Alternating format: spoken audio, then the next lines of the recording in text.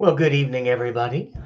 In about 12 and a half hours, 12 hours and 30 minutes, I will be right back here to go through tomorrow's daily devotional. But I was asked to take a swing at sharing some thoughts from yesterday's message, or and specifically I'm going to talk briefly about maybe one of my favorite quotes of Pastor Stu from yesterday. And then maybe I'll throw a few questions out to you guys, things to consider, things to wrestle with as you're processing through Sunday's message. And I think that this 18th mile series and this perseverance focus that we've had over the last few weeks, and we're now in part four, week four, has been essential. I mean, I've heard time and time again from so many people how important, how impactful, how perfectly timed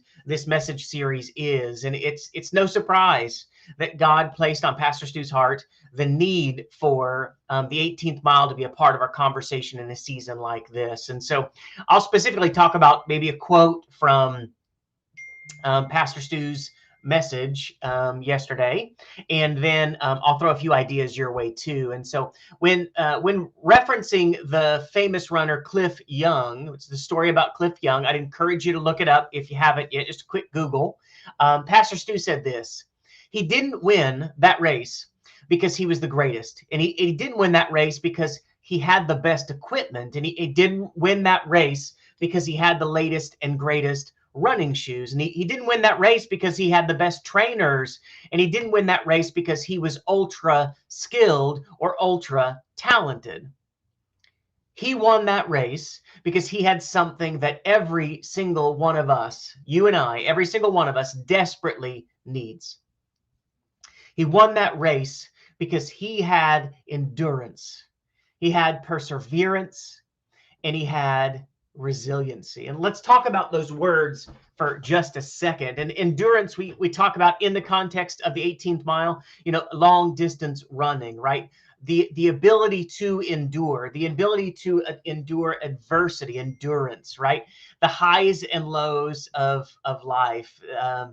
It's such an important part of the three things that Pastor Stu mentioned: endurance. So the ability to endure, the ability to be steadfast, right? The other direction is perseverance. And again, very similar to endurance, but such an important part. We need endurance. We need to persevere. We can't quit, and we need resiliency. Resiliency is interesting because resiliency is not only a choice that we make, but the systems that we put in our lives. A more resilient life can hold up to the winds that can blow across it, right? The storms that come our way. And I always think about living in this area. I think about that when you see a long, beautiful, 50 to 100-year-old pine tree, right?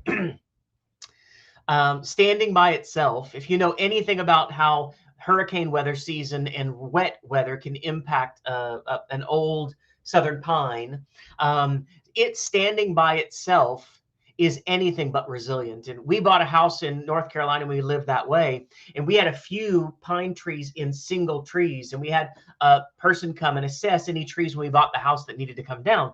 And one of the first encouragements that they made was, if you've got a single southern pine without any other trees around it, surrounding it, it is very much going to be impacted negatively by storms and the wind. It is not resilient. If you've got clutches of those same southern pines, exact same size and in the exact same depth and width of roots with others, it's resilient. It won't take the brunt of the abuse of the storms when they come through, of the wind when it is fierce. So I'll just say this, part of being resilient, part of persevering, part of endurance is surrounding yourself with others, being connected with others, people who are on a similar, same path as you, maybe a different season of life, but people following Christ Jesus.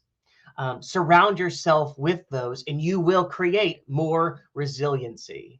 You will create an infrastructure that supports you, that keeps you from being tossed by the winds when storms come through. Now, you may be asking yourself, how do I gain the tools necessary to persevere? Well, you may already possess them and not even know it. Pastor Stu mentioned that the tools we need to persevere are worship, the word, and fixing our eyes on God. Worship, the word, and fixing our eyes on God. What are the tools that you use to get through a challenging time? Worship, the word, and fixing our eyes on God. I know for me, um, I use my routines to make sure that I am on a daily basis worshiping in the word and in time focused in on God. And about every day between, depending upon the day of the week, between 5:30 and 9. So 5:30 to 7 weekdays and then 7 to 9 weekends.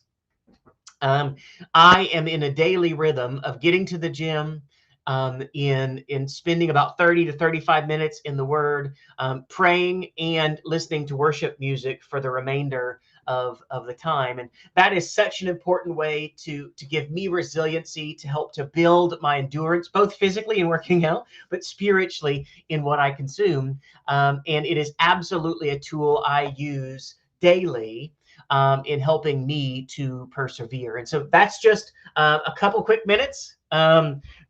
6 minutes is 6 minutes. There's no such thing as quick minutes, but a few moments. I wanted to share with you, from my perspective, a key highlight of Pastor Stu's message from yesterday. If you have not watched, if you have not joined us live for part 4 of the 18th mile, there's still time. Tomorrow night at 7, Thursday night at 7, you can join us for a rebroadcast of Sunday's message. So jump on and participate live, engage in worship with others. And then again, join us this Sunday for part 5 of the 18th mile. And hopefully we will either virtually or in person see you then. Thanks a lot, guys. Night.